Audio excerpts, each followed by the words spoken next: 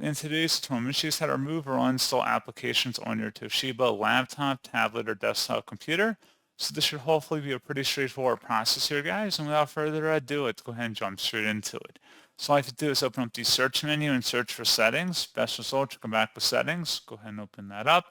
Select apps on the left panel, and then on the right side, select installed apps at the top. And then you want to go down and locate the application you want to remove, three-dotted icon next to it, and then select uninstall.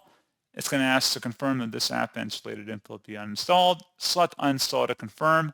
And then once it says uninstalled, you can just restart your computer. Please note that not all apps can be removed, especially built-in ones into Microsoft Windows.